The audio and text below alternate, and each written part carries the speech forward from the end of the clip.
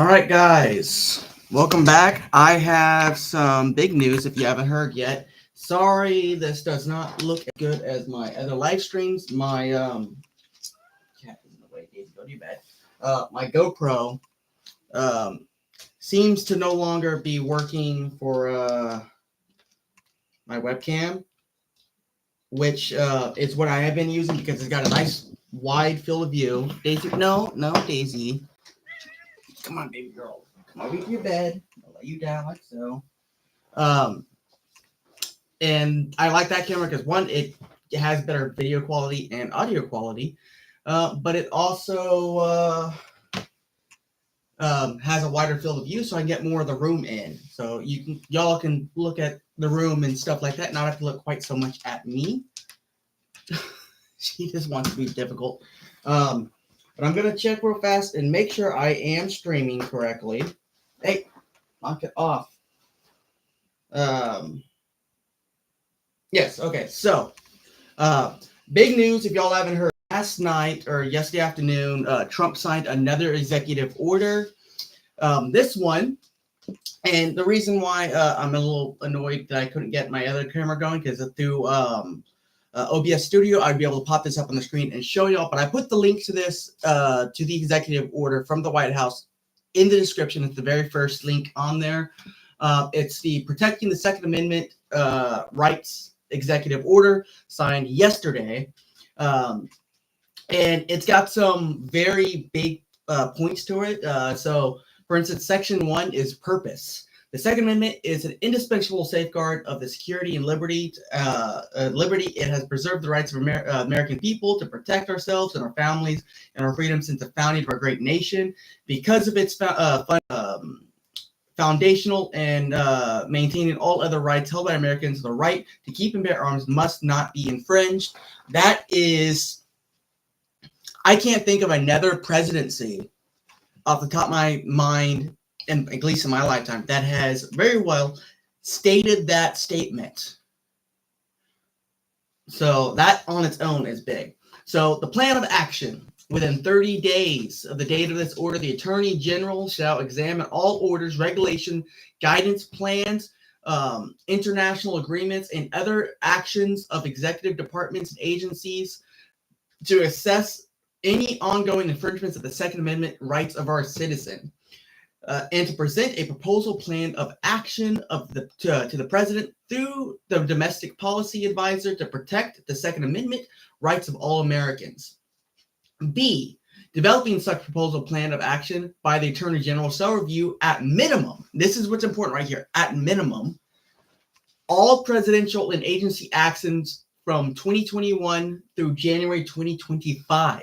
So that right there is all the gun control stuff that Biden did during his entire presidency. That is the frames and receiver rules. That is the engaged in business. That is the FRT triggers, bump stock, which, you know, that's a tricky thing. Daisy. Okay, yes, you can go. Go. Bump stocks, you know, yes, that's its own separate thing there. The pistol brace rule, all of it, that whole Safer Communities Act, all of that stuff. That's the minimum they're going to look at. Part 3, rules propagated by the Department of Justice, including the Bureau of Alcohol, Tobacco, and Firearms and Explosives from January 21 through January 25, pertaining to the firearms and or federal firearms licensees. So that could mean that he may be looking at, you know, NFA stuff. Who knows? But I'm saying there's a lot of stuff that this could cover. Part 3, agencies' plans, orders, actions regarding so-called enhanced regulatory enforcement policy. That's all the unconstitutional rules pertaining to firearms and or federal firearms licensees. Reports, related documents issued to the White House Office of Gun Control Prevention. That's Kamala Harris's little office that she created, her pet project. That, yeah. 5, positions taken by the United States in any ongoing and presidential litigation that affects or could affect the ability of Americans to exercise their Second Amendment rights. That's another huge one. That means this is right now that the ATF are fighting in the courts over all the rules that I mentioned earlier. Those could be dropped. And by default, the defendants win. That could be massive. Let's see. 6 agencies classification of firearms and ammunition. That's important too, because we may get other things back. I don't know if some of y'all remember, when they were trying to ban ammunition because it was armor piercing and stuff like that. That could be a huge effect to that, and that might even open up imports for stuff again. The processing of applications to make, manufacture, transfer, or export firearms. That's another huge one. Like I said, that could get us where we can start getting Russian firearms, Chinese firearms. We can start getting imports again, possibly if they actually go with this. We could get, they could make transferring easier, manufacturing easier. Would it be, can you imagine how awesome it'd be if we could manufacture full autos again and, still, do the whole, NFA tax stamp, but be able to process, make them new again without having to, get an SOT, and then have them legally transferred. That'd be awesome if we can do that. Will it happen? Don't know, but by the wording I've read so far, it is possible. Section 3, implementation. Upon the submission of the proposal plan of action described in Section 2 of this order, the Attorney General shall work with the domestic policy advisors to finalize a plan of action to establish a process of implementation. So that's basically them saying, okay, once we got the plan figured out, let's figure out how exactly it is that we're going to implement that said plan. So that's huge. Section 4, general provisions. Nothing in this order shall be construed to impair or otherwise affect. Section 1, the authority granted by law to the executive department, agency, and or therefore of. Or Section 2, the functions of the director, office management, and budget relating to budgetary, administrative, legislative purposes. Is all just political mumbo jumbo, pretty much saying it can't affect certain things that affect the budget, stuff like that, from my understanding. B, this order shall be implemented consistent with the application of law, subject to the availability of all appropriations. So basically, that's saying, okay, that still has to follow constitutional and government law.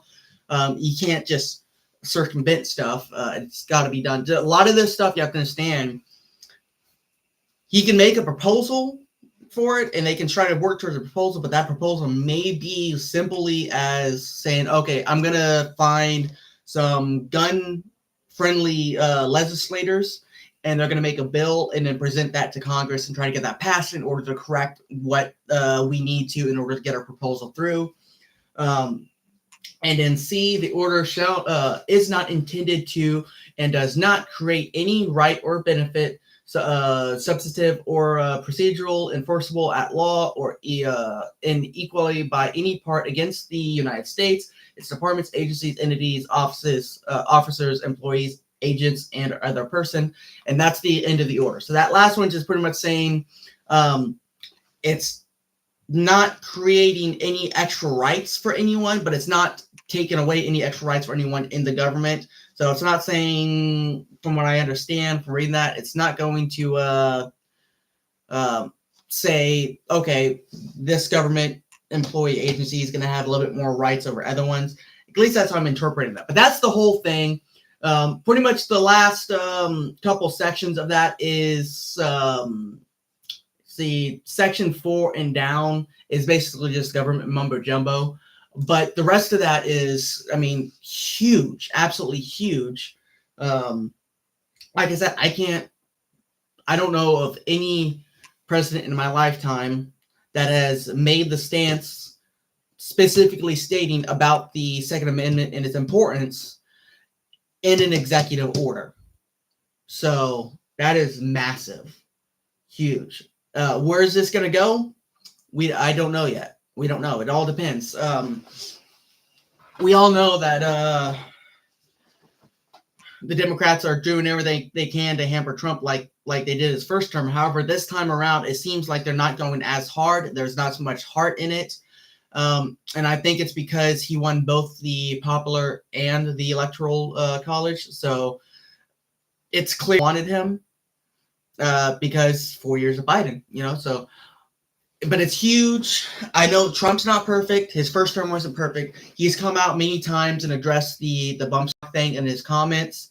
You have to understand, he wasn't a politician. He was a businessman. He was very insulated from not only the gun world, but also from politics. So he doesn't say things in a political way. He has his own kind of brash way of saying things. And he's addressed his comments before, and even with the bump stock ban, he has said that, when he first became president in his first term in 2016, he wasn't a politician. He didn't know what to do. He took the word of establishment parties that came to him when he got elected and wanted to be part of that and to advise him. And he now knows that wasn't the way he needed to find people to advise him, because they were still the establishment. They were still the swamp. They were still the people he was hoping to get rid of the first time around. And he's addressed that, even with the bump stock ban specifically, he had bad advice from bad people. So he has more or less apologized for that. And of course, it's got struck down in the Supreme Court. So, bump stocks are back on the menu again. But he's not perfect. I'm not going to claim he is perfect, but I can't think of a president in my lifetime, at least, that has made a stance that positive on the Second Amendment, especially in an executive order. So that is huge on its own. And then, of course, on this side around, he is far more engaged with the actual firearms community now as a whole, as opposed to in 2016. He's had a lot of access, and a lot of people have had access to him in the past 4 years. And a lot of people have had access to his son, Junior, who is a big gun guy. He's a big hunter and stuff like that. He's not, massive. He's probably nowhere near like me, but or any of the other gun tubers, but he is still really connected with community. And Trump has vowed to always listen to GOA and the community as well when it comes to these subjects. So it's a very positive thing. Things are looking up for gun rights in America right now. So with Bruen was probably the biggest victory for gun rights in a very, very long time, because it's based on history, text, and tradition. And we've seen, ever since Bruen came out, we've been winning cases left and right, with the exception of, far left-leaning judges who didn't want to follow Bruen, in which case those get appealed to get brought back down to the lower courts and have to be redone again. But it's a good time for gun rights in America right now. And I'm hopeful. I'm very, very hopeful, to be honest. I truly am. Things are looking up. Things look like things are going to happen. And hopefully everything keeps going just the way it is, because it's been moving. I mean, Trump's been rocking and rolling this whole time since inauguration. So hopefully we get more gun rights stuff in the future. Hopefully he's actually listening to people, and hopefully, cat hair, that's part of having cats, there's people that are in his ear who are working on behalf of the gun rights community, and executive orders like this give me hope that, yeah, that's the case. People are talking to him. People will let him know. The right people have access to him and are really telling him what the gun community wants and needs. And, man, things look good. Things look good. This executive order is a good step in the right direction. Now, like I said, an executive order on its own can only go so far. As you've seen with a lot of his other executive orders, the courts have been blocking them on stuff like that, all the liberal judges and stuff like that. So there's going to be fights coming up. There will be fights. But we'll just see. Well, I just have to wait and see. But I just wanted to bring this all to everyone's attention. If you hadn't heard yet, it's a big win for us. And hopefully, guys, things look up. anyways, that's it for today. That's all I was going to show on this here. I just want to talk about that. No other real plugs or anything like that. But yeah, guys, y'all have a good one. I'll see y'all next time. I'm trying to work on content, but I got a bunch of little things going on at the same time. Next weekend, I'm going to be at another gun show trying to sell stuff, but this one's going to be the Saxit Gun Show, which is the biggest gun show in South. I got a table with a buddy there. We're going to be selling some stuff. I'm still going to be parts and stuff like that, but I'll be making shorts and stuff like that while I'm there next weekend. And I'm going to see about getting some stuff out this week as well. But, you know, it's this time of year when everything's slow for me, you know, business-wise and stuff like that. I have less money, harder to make content, stuff like that. But, yeah, hopefully I'm going to get some more stuff out soon. If you've seen some of the shorts and stuff like that, I added, what is it? Right there, I added a Grendel P30 to the collection.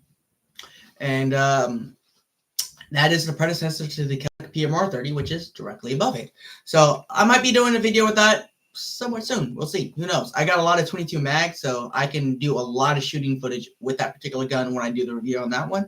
So I might do a completely on-the-range review for that gun completely and no tabletop whatsoever. Who knows? We'll see. But anyways, guys, y'all have a good one. I will see y'all next time. And keep the hope like I do because things are looking up for us. See you later.